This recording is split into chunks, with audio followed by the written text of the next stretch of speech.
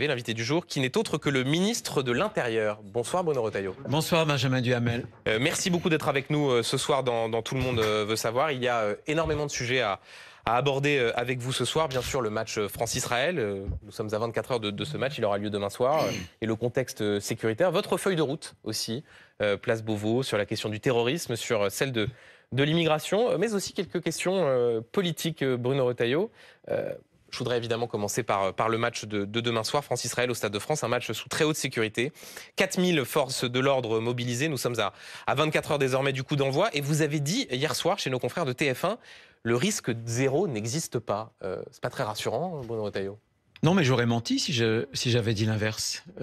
Si on a des mesures de sécurité exceptionnelles, c'est pour minimiser le risque, bien entendu. Mais qui peut dire aujourd'hui qu'on est sur un risque zéro partout dans le monde?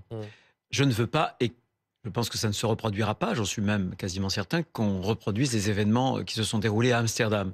Donc on a des mesures exceptionnelles pour un match exceptionnel, avec des mesures avant le match, pendant le match, après le match, que je détaillerai. Et on détaillera bien sûr dans un instant, mais vous évoquez ce qui s'est passé à Amsterdam jeudi dernier.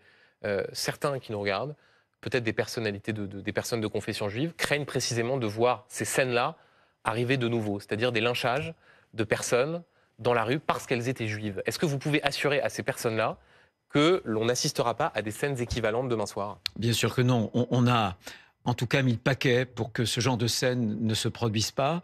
Ce que je veux dire, c'est que certains m'avaient proposé d'annuler la rencontre. Certains m'avaient dit il faut délocaliser, par exemple, au Parc des Princes. Nous avons considéré... Ça n'aurait pas été plus sûr de délocaliser au Parc des Princes? Non, moi j'ai considéré que symboliquement, parce qu'on peut tenir la sécurité précisément. Sinon, évidemment, ça aurait été compliqué de le faire. Mais j'ai considéré que maintenir, c'était symbolique. C'était dire la France ne recule pas, la France ne se soumet pas, et notamment vis-à-vis des injonctions des antisémites ou des semeurs de haine. Ça, c'est important. Ce qui s'est passé à Amsterdam, c'est terrible. C'est des images qui sont des images où on voit une vraie chasse à l'homme, un lynchage. C'est l'antisémitisme à l'état le plus archaïque, le plus brut. Il est hors de question qu'en France, on puisse tolérer ce genre de choses.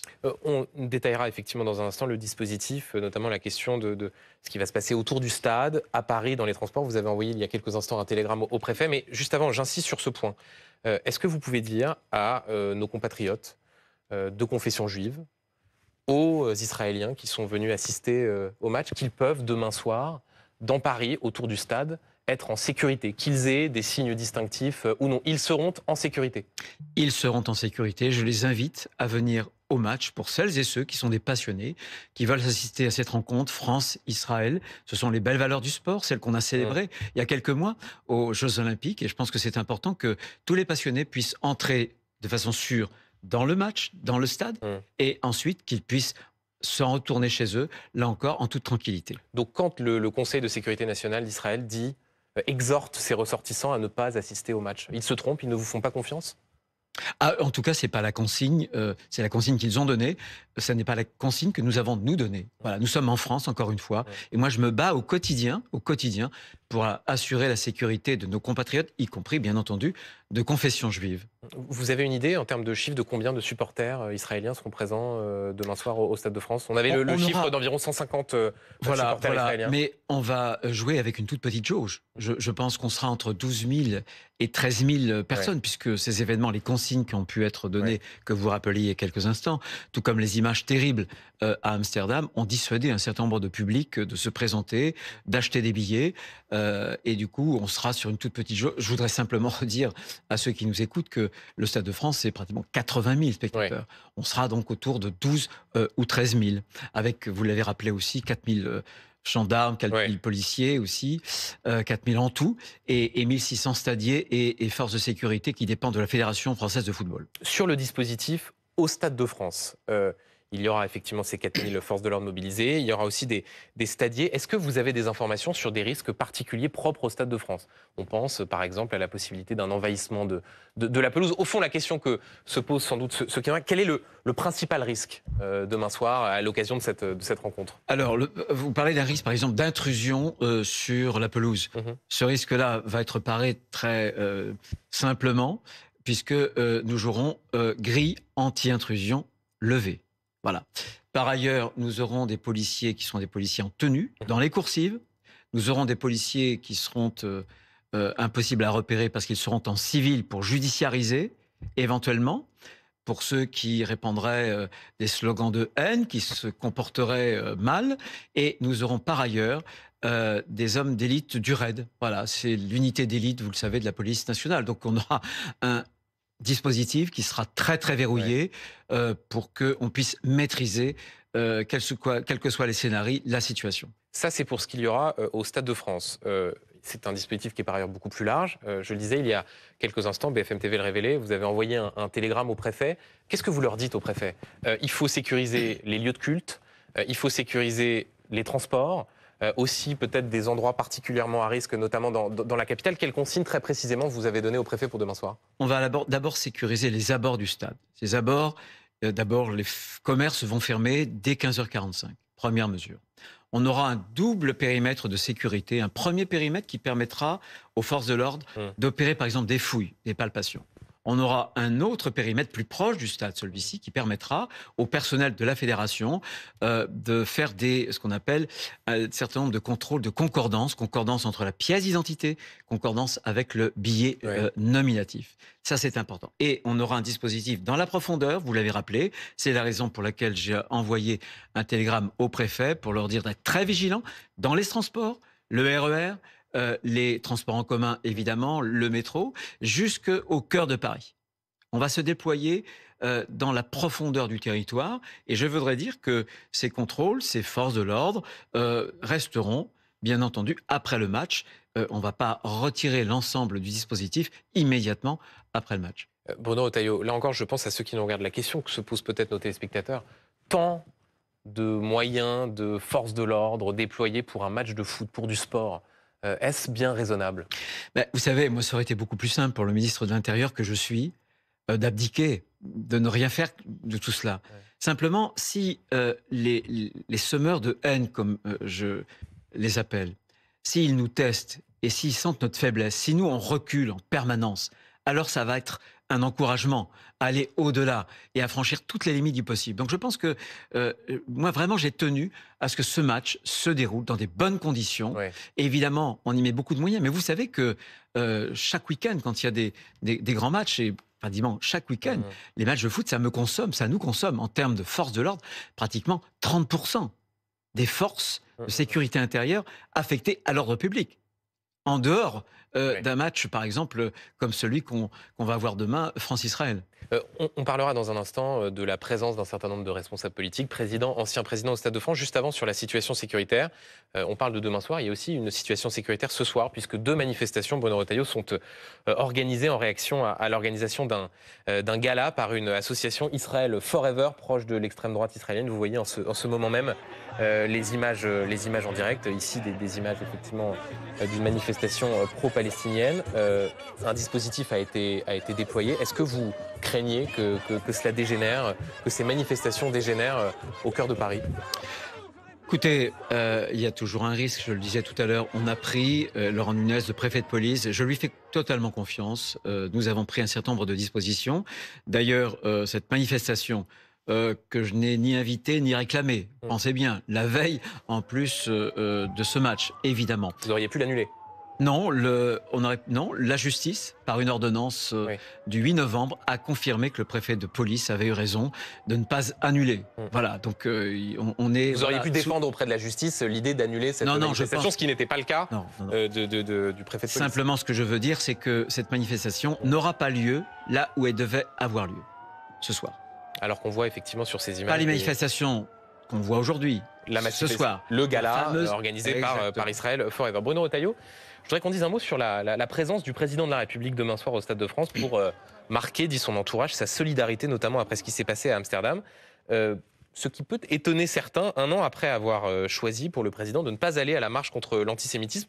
Je rappelle ce que vous disiez à l'époque, vous étiez dans l'opposition. Je ne comprends pas les hésitations d'Emmanuel Macron à participer à la marche contre l'antisémitisme. Monsieur le Président, vous êtes le garant de l'unité de notre nation.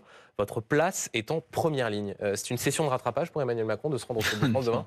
Écoutez, il y a une logique, une double logique. D'abord, il aime le foot. Première chose. Deuxièmement, c'est l'équipe de France qui va jouer. Et que le président de la République qui aime le foot soit dans le stade, moi je trouve ça très bien. Je trouve ça très bien. Bien sûr qu'il y a un message. Il y a un message politique. On a été choqués. Et vous savez que les actes d'antisémitisme ont triplé en un an. Depuis le 7 octobre, date du pogrom, date de ce qui s'est passé avec le Hamas qui a pénétré, qui a commis des actes qui sont absolument inhumains.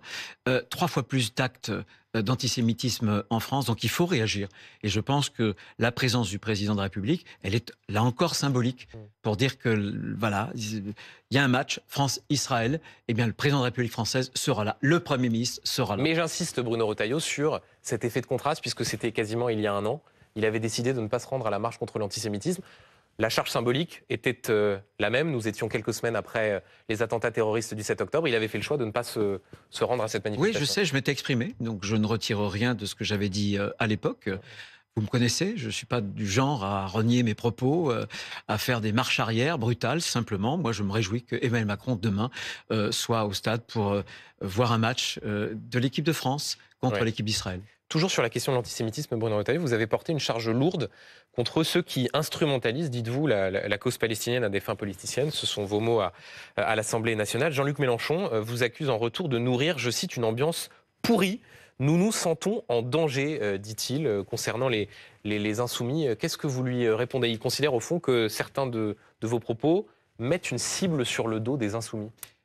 Ce sont ces amis qui mettent une cible dans le dos de nos compatriotes de confession juive. Je vais être très très clair.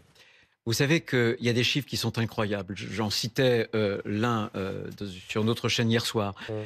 Nos compatriotes de confession juive représentent moins de 1% de la population française. Et pourtant, ils sont les premières victimes des actes notamment racistes ou des actes de haine anti-religieuse à hauteur de 57%. 1% d'un côté, 57%. Il y a une étude qui vient d'être révélée par la fondation, la Fondapol, pour dire que 80% de nos compatriotes se sentent plus aujourd'hui en France en sécurité parce qu'ils sont juifs. Et M. Mélenchon et un certain nombre de ses amis ont banalisé en réalité l'antisémitisme sous prétexte d'antisionisme. J'ai d'ailleurs dénoncer auprès de la justice le tweet d'une députée insoumise. Celui de Marie Mesmer. Est-ce que c'est le rôle du ministre de l'Intérieur de judiciariser de cette façon la vie politique en faisant des signalements au procureur de la République quand il y a effectivement des propos aussi condamnables soient-ils, en faisant ces signalements à la justice? Est-ce que c'est votre rôle, Bruno Retailleau? Bien sûr, je suis garant de l'ordre républicain. L'ordre républicain, c'est un ordre qui s'inscrit sur la voie publique, bien sûr, quasiment physique, mais c'est aussi un ordre symbolique. Et quand je vois cette députée insoumise, qui a quand même les couleurs tricolores lorsqu'elle se promène avec cette écharpe, eh bien, son tweet revenait à banaliser, notamment à justifier le lynchage. Et elle le faisait de la façon la plus condamnable, puisque en réalité, c'est même la logique intrinsèque, vous voyez, de ce qu'est l'antisémitisme, puisque elle déduisait de l'origine juive la culpabilité. Relier une culpabilité par rapport à une origine, ça c'est de l'antisémitisme. Parce qu'on est juif, on est forcément coupable. Est-ce que ceux qui ont été lynchés, poursuivis, avaient une quelconque culpabilité? Ils étaient juifs. Est-ce que ça suffit pour les désigner comme coupables? Non. Donc ça, il est hors de question, vous m'entendez, je le redis ici, je ne laisserai jamais rien passer. Et à chaque fois qu'il y aura un écart, je le signalerai à la justice française. Alors que Bruno Retailleau, on continue de voir ces images de ces 2 manifestations en cours pour protester donc contre l'organisation de ce gala organisé par l'association Israel Forever ici. Une des 2 manifestations est cette banderole résistance anti-sioniste, anti-colonialiste du collectif Urgence Palestine. Un commentaire sur ces images, Bruno Retailleau? On en revient à l'antisémitisme. Chacun peut prendre position pour la cause palestinienne, pour ce qui se passe, et c'est horrible au niveau du Moyen-Orient, du Proche-Orient. L'antisémitisme aujourd'hui, il a 2 visages. Le premier de ces visages, c'est l'islamisme. Je veux rappeler qu'on a malheureusement commémoré ce matin le 9e anniversaire de ce qui s'est passé au Bataclan. Le visage de l'antisémitisme en France, c'est d'abord l'islamisme. Mais il y a un autre visage. C'est le visage de toutes celles et ceux qui instrumentalisent la cause palestinienne. Oui, mais Bruno Retailleau, mais on a parfois le sentiment dans vos discours que brandir un drapeau palestinien suffit à faire de vous un crypto-antisémite ou quelqu'un qui instrumentaliserait la cause palestinienne à des fins antisémites, évidemment que à des non. fins politiciennes. Et évidemment que non. Moi, quand je dénonce, par exemple, une députée, quand je signale son comportement, ce tweet à la justice, je le fais sur un fondement juridique. Je demande d'ailleurs toujours, on a une excellente direction juridique dans mon ministère, d'étudier le cas. Et à chaque fois, il y a un examen. Et en fonction de cet examen, je signale ou je ne signale pas. Mais très franchement, banaliser, justifier le lynchage, très franchement, déduire une culpabilité sur la seule base d'une confession ou des origines, c'est absolument, à mon sens, condamnable. Et il faut que dans notre société, il y ait des interdits. Il faut dire stop. Voilà. Parce que à force, comment dirais-je, du no limite, eh bien, c'est la haine qui progresse. Bruno Retailleau, nous sommes le 13 novembre. Il y a 9 ans, jour pour jour, le terrorisme islamiste frappait au Bataclan, au Stade de France, justement sur les terrasses parisiennes. Est-ce que la menace est toujours aussi importante aujourd'hui? Il y a une menace, et ce que je peux vous dire, c'est que cette année, une petite dizaine d'attentats islamistes ont été déjoués. 4 visaient spécifiquement les Jeux Olympiques. Et il y a quelques semaines, nos services de renseignement ont déjoué un autre attentat qui aurait pu réussir. Il y a quelques semaines, c'est-à-dire vous étiez déjà ministre de l'Intérieur, qu'un attentat a été déjoué par vos services? En tout cas qu'il y a eu des arrestations sur un certain nombre d'individus qui préparaient des attentats. Donc les services sont très très mobilisés. Je veux leur donner un grand coup de chapeau aux services de renseignement, les policiers et les gendarmes. Donc cette menace, elle existe. Simplement, on s'est considérablement réarmé depuis 2012, depuis 2015, où en réalité la France avait été surprise par ces attentats. On a un parquet national antiterroriste, on a des services de renseignement, notamment la DGSI, qui dépend de mon ministère, qui est en ordre de marche, qui est très très performante, une meilleure coopération entre différents services de renseignement. Mais la menace on a forgé des lois. reste très importante. La menace est là. Et la menace, je vais vous dire, c'est une menace évidemment terroriste, et même si on a réarmé l'État régalien, je ne peux pas vous dire que demain, il ne se produira pas. Là encore, le risque zéro n'existe jamais. Je ne tiendrai jamais ce genre de langage qui trompe les Français, mais on met le paquet pour les déjouer. Il y a eu une loi aussi, parce qu'il y a le terrorisme, il y a aussi le terreau du terrorisme. C'est la loi anti-séparatisme, contre le séparatisme. Je pense maintenant, et que demain, j'ai d'ailleurs reçu sur mon bureau une étude qui a été faite par un ambassadeur et un préfet sur ce qu'on appelle l'entrisme, et notamment l'activisme des frères musulmans qui, à bas bruit, pénètrent des associations, parfois des collectivités. Et je pense que ce djihadisme d'atmosphère, comme disait Gilles Kepel, on doit le prendre en compte parce que c'est un tout. Il crée un climat, et de ce climat peuvent naître des vocations terroristes pour demain. Mais on parlera, c'est intéressant, dans un instant, de certaines prises d'opposition que vous aviez pu avoir au moment précisément des débats autour de la loi séparatisme. Mais juste avant, Bruno Retailleau, je voudrais qu'on parle d'immigration et de la question des OQTF, les obligations de quitter le territoire français. Une question qui s'invite une nouvelle fois dans l'actualité, puisque le suspect interpellé dans l'affaire des SDF tués à coups de parpaing est un Camerounais visé par une OQTF. Si vous aviez été dans l'opposition, Bruno Retailleau, vous auriez dénoncé l'inaction du gouvernement, l'impuissance des pouvoirs publics. Sauf que là, vous êtes aux manettes et le problème demeure. C'est beaucoup plus difficile d'être au gouvernement que d'être dans l'opposition, à considérer que le problème des OQTF, il suffirait davantage de volonté politique pour le régler. Oui, la volonté politique, ça existe et ça compte. Et je vais vous dire, aujourd'hui... là, ça continue. Aujourd'hui, moi, je suis un homme politique. Et je sais mieux que quiconque, parce que j'ai les informations qui m'arrivent en direct, matin, midi et soir, et parfois la nuit. Mais on a construit un droit qui est trop protecteur pour ceux qui veulent menacer les Français. Ce droit est trop protecteur. Et ce qu'on doit me demander, moi, est-ce que je prends des décisions pour bousculer justement ces règles juridiques? Je dis oui. Et là, je vais vous donner un exemple précisément sur cet individu camerounais. 3 choses qui auraient pu précisément être 3 barrières. D'abord, le pacte asile-immigration qui va nous permettre à l'entrée des frontières, d'avoir des filtrages, d'avoir des prises d'empreintes. Ça, c'est une première chose. Nous avons demandé à la France à anticiper ce paquet européen de 6 mois. Deuxième chose, la directive retour. Qui avait été votée à l'échelle européenne. La directive retour, elle est terrible. Elle ne nous permet pas, justement. Elle donne... Parenthèse, pacte asile-immigration que le candidat que vous souteniez aux européennes, François-Xavier Bellamy, combattait. Oui, parce qu'il ne combattait pas ce que je viens de vous dire, il combattait dans le pacte... Non, mais vous apparteniez à une famille politique qui considérait que le pacte asile-immigration était une forme de signe de laxisme. Et là maintenant vous nous dites, c'est grâce à ça qu'on va améliorer le droit. On va être précis. Le paquet immigration-asile, en réalité, c'est une petite dizaine de textes. dans ces textes celui dont je vous parle, qui va nous permettre de mieux verrouiller nos frontières extérieures, de prendre des empreintes, de mettre des individus dans des zones d'attente. Ça, c'est fondamental. Deuxième chose, la directive retour. C'est terrible, parce que la directive retour, elle empêche les retours. Elle vous contraint précisément. Elle vous contraint à laisser un individu qui est en situation irrégulière, à lui laisser un délai volontaire de départ. On marche sur la tête. Et troisième chose, le délit, le rétablissement de séjour illégal en délit. C'est un des projets que je veux inscrire dans une loi parce que je pense que ce moyen-là nous permettra de judiciariser, de garder à vue, nous permettra de donner des moyens d'enquête qui nous permettront d'éviter ce genre de choses. Mais donc vous voulez changer le droit, Bruno Retailleau, mais en attendant, vous en êtes réduit à une forme d'impuissance, puisque vous dites, voilà, il y a effectivement des individus qui sont sous OQTF, nous n'avons pas les moyens de les expulser, donc en fait, la situation n'a pas franchement changé. Moi j'ai le souvenir, Bruno Retailleau, d'un discours de passation où vous disiez rétablir l'ordre, rétablir l'ordre, rétablir l'ordre, avec au fond cette impression que les choses allaient changer très rapidement.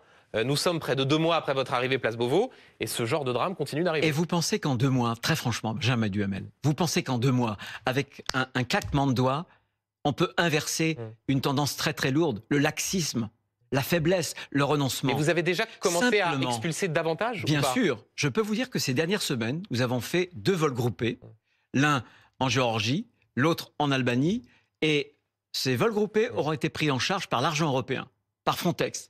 Et l'escorte, parce qu'il faut escorter, puisque à chaque fois, c'est 49 et une soixantaine d'individus, il faut les escorter. Eh bien, les escorteurs, ce ne sont pas des policiers français, ce sont des Albanais, ce sont aussi des Géorgiens. Donc, je le fais. Par ailleurs... Vous venez d'utiliser un mot, le laxisme. Votre prédécesseur, Gérald Darmanin, il était laxiste ? Non, mais je dis qu'on a construit, pendant des années et des années, un échafaudage juridique qui protège des gens qui sont dangereux, au mépris de la protection des Français. Je l'affirme haut et fort. Et ces règles juridiques, on l'a vu d'ailleurs pour la jeune Philippine, où à 1 jour près, il y avait un laissez-passer consulaire qui aurait dû la ramener au Maroc, et l'individu a été libéré, et il s'est passé ce que l'on sait, elle a été violée et assassinée. Donc je l'ai toujours en mémoire, cela. Par ailleurs, je suis en train de passer et de multiplier des accords bilatéraux. Par exemple, avec le Kazakhstan, mardi, j'en ai signé un, mardi dernier, c'était donc il y a un peu plus de 7 jours, il y a 8 jours. Ce qui va nous permettre, voilà, avec le droit européen actuel, pour des Afghans, de passer mais alors, je vous entends, Bruno Retailleau, mais très concrètement, là encore, pour ceux qui nous regardent, quand est-ce que les choses s'amélioreront ? Est-ce qu'il faudra attendre que cette loi qui était initialement prévue au début d'année, que maintenant vous avez renvoyée au printemps, parce qu'il y aura avant une loi contre le narcotrafic, est-ce qu'il faudra attendre que cette loi rentre en vigueur, ou est-ce qu'il y aura des signaux d'amélioration plus rapidement ? Paris, c'est pas fait en un jour. Paris, c'est pas fait en un jour. Et moi, mon engagement, c'est de bousculer ces règles de droit. On a obtenu quand même, avec l'ensemble de mes homologues, qui sont ministres de l'Intérieur, des 27 pays européens, on a convergé pour changer la directive. On va la changer au premier semestre. J'ai vu la présidence, puisque ce sera la présidence polonaise qui aura la présidence de l'Union. La directive retour. Depuis 2008. D'accord ? Depuis 2008, ça fait combien de temps ? Ça fait du temps. Eh bien, là, on va la changer. Vous dites dans pas les parfois, Bruno Retailleau, deuxième chose, j'ai sous-estimé la difficulté de faire bouger les règles, de mettre en... comment dire de faire bouger l'administration. Parfois, encore une fois, j'ai eu l'occasion de vous interviewer quand vous étiez dans l'opposition, on avait le sentiment que les choses étaient faciles. Non, mais vous pourriez, bien sûr qu'elles sont plus difficiles quand on est au pouvoir, mais vous pourriez me faire un reproche si je ne voulais rien changer. Mais franchement, depuis quelques semaines au ministère, d'abord, je parle clair. Je parle clair, même quand je parle contre les paroles la fortes, bien-pensance. Les actes le sont-ils autant ? La bien-pensance médiatique. Laquelle ? Et le micropause politico-médiatique. Celle que vous connaissez par cœur. Quelle bien-pensance, Bruno Retailleau ? Le petit microcosme parisien. Or, il se trouve que... Mais sur quoi, là ? Sur l'immigration, par exemple, en disant que l'immigration, ça n'est pas une chance. Voilà. Sur un état de droit qu'il faut bouger, parce que les règles qui ne protègent pas doivent être changées. Bruno Retailleau, j'ai cru entendre des réactions dans ce fameux bloc central qui est censé être le soutien du gouvernement. Que je sache, les députés du bloc central, ce n'est pas le microcosme médiatico-politique. Ce sont des gens qui sont censés vous soutenir, Bruno Retailleau, et qui n'ont pas apprécié ces prises de parole sur l'immigration qui n'est pas une chance ou l'état de droit ni intangible ni sacré. Eh bien, c'est ce que je pense. Je pense que, évidemment, l'état de droit, la démocratie, moi j'y tiens. Mais quand une règle juridique ne protège pas les Français, on la change simplement. Vous observerez que ce que j'ai proposé ne fait pas l'unanimité. Mais à plus de 70%, les Français me soutiennent. y compris Dans les les sondages, c'est Français. vrai. Et y compris les Français de gauche. Donc, je parle clair. Parce que la vie politique, c'est d'abord de parler clair, de dire la vérité. Et ensuite, je vais agir. Je n'arrête pas d'agir chaque jour. Dire aux Français que, parce que je suis arrivé avec des coups de menton, tout sera réglé, non. Mais ce que je veux leur dire, c'est que je prendrai tous les moyens, Et donc, matin, quand, par midi exemple, et soir, le pour faire bouger pourcentage les lignes. d'OQTF exécutés, quand est-ce que ça progressera?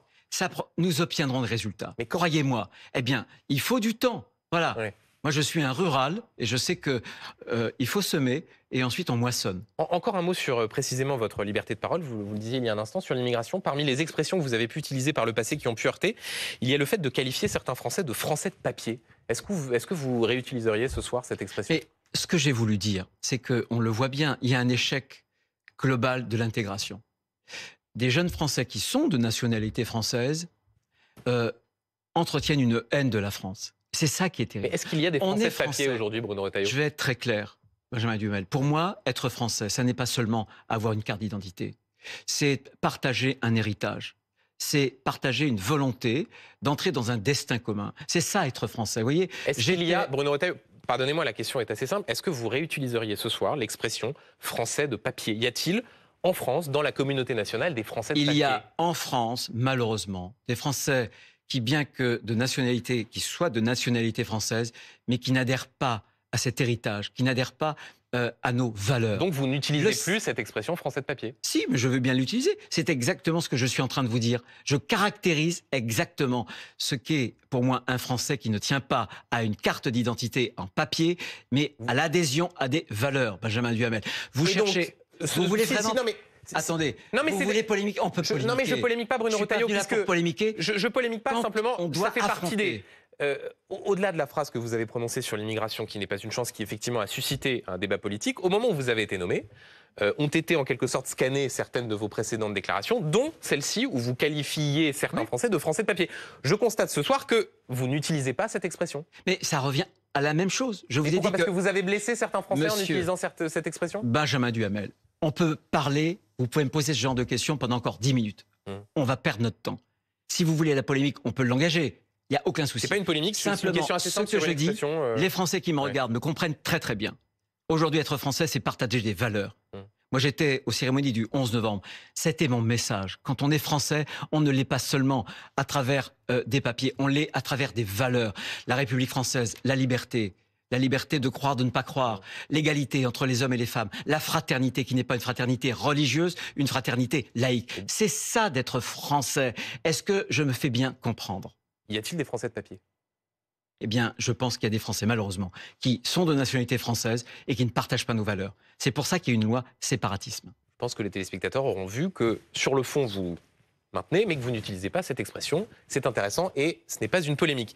Bruno Retailleau, je voudrais qu'on dise un mot de la laïcité. C'est une polémique. Qui fait partie de votre portefeuille. Quand vous étiez président de groupe Les Républicains au Sénat, il y a donc quelques mois, vous aviez défendu une proposition de loi pour interdire le voile aux mamans accompagnatrices de sorties scolaires. Le 6 avril 2021, vous disiez carrément, ouvrez les guillemets, en refusant d'aborder la question du voile dans son projet de loi pour conforter les principes de la République, le gouvernement fait preuve d'une lâcheté coupable. Si c'est d'une lâcheté coupable de ne pas aborder cette question, j'en déduis que vous souhaitez interdire le voile pour les mamans qui accompagnent les sorties scolaires? Ah, mais je n'ai pas changé. Je pense que le voile, c'est la victoire de l'islamisme.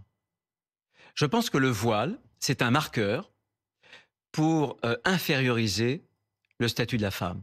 Le voile, quelles que soient les conditions dans lesquelles il est porté. Pour dire, attendez, je suis en train de vous dire, vous me posez une question précise. Vous me posez une question pour les accompagnatrices scolaires. Je vous réponds la chose suivante. Il y a l'école dans les murs où le voile est interdit. Il y a l'école hors les murs. Eh bien, je pense qu'il faut que le voile pour l'école hors les murs soit aussi interdit. De même que je pense qu'il faut que le voile, dans les compétitions sportives, puisse être interdit, puisque tous les symboles religieux, politiques ou syndicaux nuisent aux valeurs qui nous rassemblent, qui sont les valeurs du sport. Et donc, comme ministre de l'Intérieur, vous allez défendre le fait d'interdire le voile pour celles qui accompagnent les sorties scolaires. Mais il n'y a pas de majorité pour le faire. Vous le savez très bien. En revanche, quand j'étais président de mon groupe au Sénat, nous avons voté des lois. Nous avons voté des amendements qui n'ont pas été repris par l'Assemblée nationale. Mais ne soyez pas faussement ingénu, Benjamin Duhamel. Non, c'est pas mon genre. C'est pas votre genre, c'est pas le mien non plus. Qu'est-ce qu'il y a comme majorité à l'Assemblée nationale où nous n'avons pas de majorité? Donc vous aimeriez, mais vous ne pouvez pas. je ne dévie pas. Je pense que céder là-dessus, c'est céder à un islamisme rampant. Encore une fois, Ouais. le voile, c'est cette victoire de ceux qui veulent inférioriser les femmes françaises. Regardez ce qui se passe en Iran. Mais Bruno, Regardez des femmes meurent. quelle que soit la façon dont il est porté, ce voile. Non, mais c'est intéressant. Non, franchement, très franchement, je parle de lieux très précis. Je pense que on peut, notamment donc sur l'école hors les murs, notamment dans des enceintes sportives, on peut porter ce genre de choses. Évidemment, je terminerai simplement en disant pour celles et ceux qui soutiennent pourtant ce voile comme simplement un signe de liberté, qu'ils aillent en Iran. Pourquoi est-ce qu'il y a des jeunes femmes, des femmes, qui meurent pour avoir cette liberté précisément d'ôter le voile? Nous sommes en France, c'est la République française. Voilà. Bruno Retailleau, quelques questions d'actualité à voir avec vous. D'abord sur ce trouble qui existe au sein de ce qu'on appelle le socle commun. Je lisais Éric Woerth qui disait plus de socle et pas grand-chose en commun. Les macronistes, votre famille politique, la droite, censés être unis pour soutenir Michel Barnier, sauf que les choses sont de moins en moins claires. Le budget a été rejeté hier par l'Assemblée nationale et les macronistes sont visiblement furieux d'avoir vu le... je ne sais pas s'il faut dire patron de votre famille politique, aller aux 20h de TF1 pour annoncer un geste sur les retraites. Ça peut tenir encore combien de temps cet attelage? C'est pas une surprise. J'ai rédigé au mois de juillet ce qu'on a appelé un pacte législatif avec Laurent Wauquiez. Et dans ce pacte, nous étions engagés à faire en sorte qu'on puisse revaloriser au maximum les retraites, parce que quand on a appuyé, soutenu la réforme, on l'a fait aussi pour garantir le pouvoir d'achat des retraités. Ça nous semblait être simplement une logique. Et Laurent Wauquiez l'a toujours indiqué. Il a toujours été droit dans ses bottes sur ce sujet-là. Personne n'a été surpris. Et donc c'est son rôle d'aller... il n'est pas ministre, mais Laurent Wauquiez. Il y a eu un dialogue avec le Premier ministre. Ouais. Voilà, tout simplement, le Premier ministre l'a confirmé, mais il est un homme politique. C'était une annonce qu'il a fait sur une autre chaîne que la vôtre. Ouais. Voilà, la prochaine fois, vous le réinviterez pour avoir d'autres annonces. Ouais. Voilà. Sauf que vous dites ligne rouge, pacte législatif. Quand on regarde dans le détail de ce qui a été annoncé, en fait, il y a une sorte de tour de passe-passe. Puisque pour les retraités qui perçoivent une pension inférieure au SMIC, là, effectivement, ils sont épargnés. Ouais. Mais on constate que pour les autres, il y a encore 3 milliards d'euros d'économies qui sont faits sur leur dos. Et en fait, à la fin, ils sont perdants. Je croyais que Michel Barnier avait dit il ne faut plus faire d'esbrouf. Là, il y a un peu d'esbrouf, puisqu'en fait, Laurent Wauquiez arrive en disant finalement, c'est bon, les retraités vont être protégés. Le fait est que quand vous avez une pension au-delà du SMIC, vous êtes perdant. Donc eux sont perdants. Les choses, attendez, on est au bord d'une crise financière. Michel Barnier, lorsqu'il arrive à Matignon, il constate que ce n'est pas un déficit de 4,4% qu'il doit y avoir, mais qu'il s'envole à plus de 6%. Et avec une menace de crise financière grave. Et à chaque fois qu'il y a eu crise financière, on l'a vu d'ailleurs en Grèce ou même dans la péninsule ibérique, qui sont ceux et celles qui trinquent, c'est les plus modestes, et notamment les retraités. Donc l'idée d'épargner les petites retraites, celles donc qui sont inférieures ou égales jusqu'au SMIC, 1 490 €, ça permet de sauver l'essentiel, ça permet de concerner 44% des retraités. C'est vrai, mais ça veut bien dire qu'on demande un effort mais bien sûr, aux retraités qui ont une pension supérieure et qui ne sont pas non plus des nantis. Mais je ne l'ai jamais dit ça, oui, parce qu'au contraire, j'étais favorable à l'annexation. Simplement, beaucoup de retraités comprendront que dans une situation grave, eh bien, on est tous appelés à faire un certain nombre d'efforts, c'est tout. Et je pense qu'avec Laurent Wauquiez, on a voulu produire cet effort pour qu'au moins, il y a beaucoup de petites retraites en France, et bien que celles et ceux qui ont beaucoup travaillé avec des petites retraites ne soient pas concernés et puissent avoir une revalorisation. Un mot précis sur toujours ce socle commun. On a appris que le Premier ministre avait plaidé devant des députés pour un candidat commun de la droite et du centre. Vous êtes d'accord avec lui? C'est-à-dire qu'il faudrait qu'il y ait un candidat très commun franchement, entre... on a discuté encore ensemble avec Michel Barnier il y a quelques heures. Ouais. Très franchement, et on en discute souvent, jamais, devant moi, jamais nous n'abordons ce sujet. Jamais. Ça n'est pas du tout dans l'esprit de Michel Barnier, pas plus que dans le mien. Voilà. Il y a encore 2 ans, 2 ans et demi, croyez-moi, on a assez de travail aujourd'hui pour faire en sorte qu'on évite à la France un certain nombre de crises, aussi bien d'ailleurs crise financière, crise aussi politique, pour ne pas s'intéresser à une échéance aussi lointaine. Vous avez raison, c'est dans longtemps, mais c'est vrai que sur le papier, c'est assez singulier, parce que on entend beaucoup dire, notamment Laurent Wauquiez, on ne se fond pas dans le macronisme, on ne se confond pas dans le macronisme, et là on a Michel Barnier qui dit en fait, il faudra que vous vous mettiez d'accord en 2027. Et alors ? Oui, et alors, c'est que l'avis de Michel Barnier en fait. C'est pas ça du tout. C'est pas ça du tout. C'est que j'imagine qu'il voudrait qu'on évite un match qui se réduise aux 2 ailes radicales, de droite et de gauche. Voilà. Mais très franchement, pour le connaître, souvent discuter avec lui, ces sujets-là ne sont pas des sujets quotidiens. Encore 2 mots d'actualité avant de parler un tout petit peu politique, Bruno Retailleau. D'abord sur les agriculteurs. La FNSEA appelle à une mobilisation à partir de lundi. Euh, il peut y avoir des questions d'ordre public qui donc vous concernent directement, Bruno Retailleau. Est-ce que là, concernant les agriculteurs, vous promettez de l'ordre, de l'ordre, de l'ordre? Ou est-ce que, comme votre prédécesseur le disait, on ne répond pas à la souffrance en envoyant les CRS? Au fond, est-ce que les agriculteurs ont une sorte de régime d'exception? Non, personne n'est au-dessus de la loi dans la République française. Et je reçois demain 2 responsables syndicaux, le responsable des jeunes, des agriculteurs, et le responsable de la FNSEA. Je verrai d'ailleurs tous celles qui souhaitent me voir pour donner un message. Pas de violence. Tolérance zéro pour la violence. Tolérance zéro pour la violence. Pour la violence, bien sûr, simplement. Même violence contre les biens. On en janvier dernier, on a pu voir un certain nombre vous savez parfaitement, de bâtiments qui ont été le droit pris de pour cible. Attendez, le droit de manifester, c'est un droit constitutionnel. Et les agriculteurs ont ce droit comme n'importe quel Français. Ils doivent pouvoir en bénéficier. Et pour bénéficier de ce droit, il faut assurer justement une forme de tranquillité, de sécurité, y compris pour ceux qui manifestent. Mais la limite, c'est la violence. Moi, je serais intraitable. C'est pas parce qu'on est un agriculteur ou je ne sais qui qu'on doit faire un certain nombre de choses qui sont illégales. C'est tout. Voilà. Donc je les verrai demain. Je suis un enfant de la ruralité. Je vis dans la commune où je suis né, en Vendée. Entouré. Voilà, exactement. Et beaucoup de mes amis sont agriculteurs. Donc croyez-moi, je connais leurs problèmes et ils en ont. Et j'espère bien que le gouvernement y répondra de façon très très massive. Juste avant de poser ces fameuses 2 questions politiques pour terminer cet entretien, Bruno Retailleau, on apprend à l'instant que le parquet réclame une peine d'inéligibilité à l'encontre de tous les prévenus dans l'affaire des assistants parlementaires. Bien évidemment, vous ne pouvez pas commenter une décision de justice puisque vous êtes un ministre du gouvernement, ministre de l'Intérieur. Simplement sur le principe, c'est les réquisitions du parquet. On n'a pas évidemment encore la décision de justice et le délibéré. Est-ce que ce serait un problème démocratique que Marine Le Pen soit empêchée de concourir en 2027?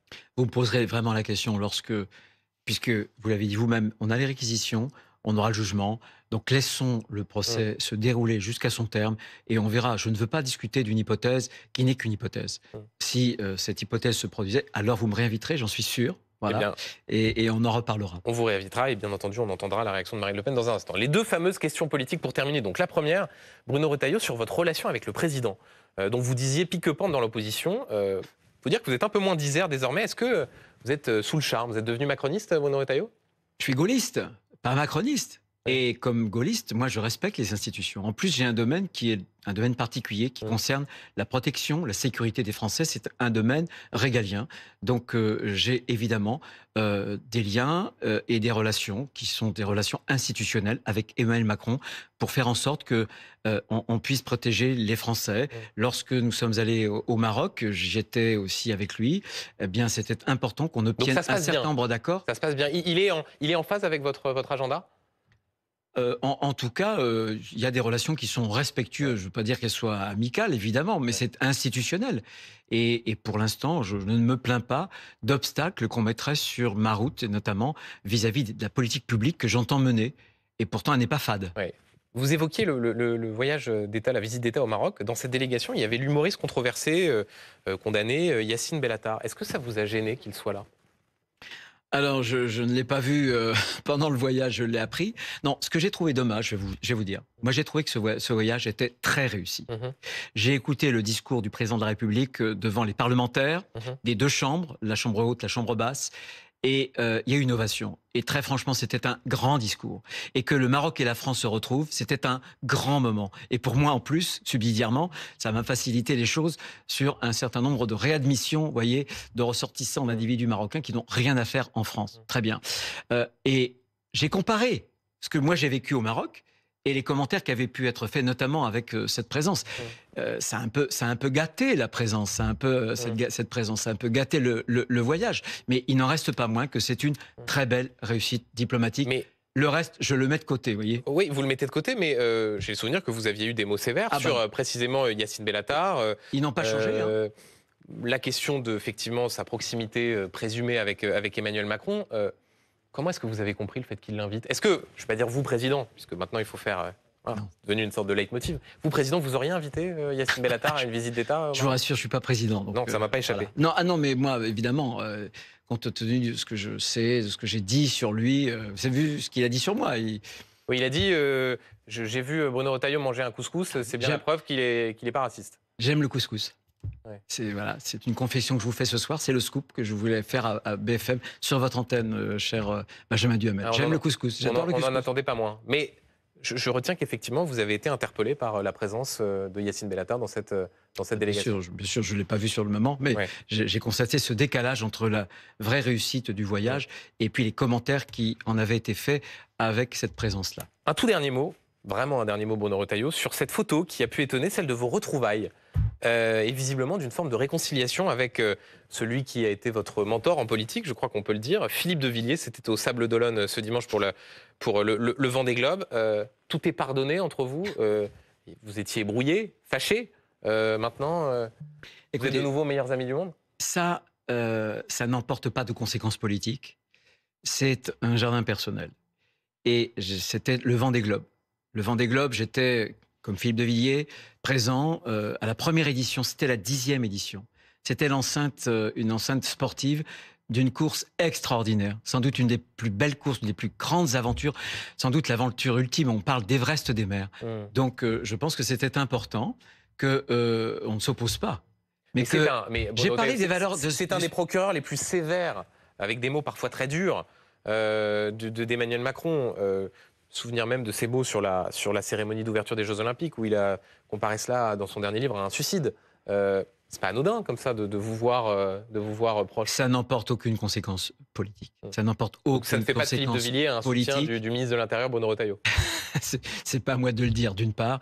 Et ensuite, dans une enceinte sportive, dans un moment aussi fort que le Vendée Globe, je pense que toutes les différences et le passé doivent être abolies, si j'ose dire, pour considérer que ces valeurs dont je parlais tout à l'heure doivent d'abord nous rassembler. C'est ça le sport. Et ça, franchement, vous savez que les skippers qui partent, ils le font pas pour de l'argent. Ils le font simplement parce qu'ils mettent en danger leur vie. Et ils vont partir sur les mers, sur les océans les plus dangereux du monde. Les plus dangereux du monde. Donc c'est une belle histoire, c'est une belle aventure, c'est l'histoire toujours recommencée de l'homme dans sa petitesse et sa grandeur face aux éléments qui peuvent être des éléments déchaînés, les éléments naturels. Donc c'est ce qui, je pense, attire. On a besoin d'aventure aujourd'hui. Il y a tellement de Français, mais aussi sur toute la planète. J'ai salué un skipper japonais, un skipper chinois, il y avait 11 nationalités. Ça va être suivi par des centaines de millions de personnes qui vont finalement vivre la course par procuration. C'est ce que je retiens. Merci beaucoup, Bruno Retailleau, ministre de l'Intérieur, d'avoir été l'invité de Tout le monde veut savoir, à 24 heures donc du match France-Israël. Merci.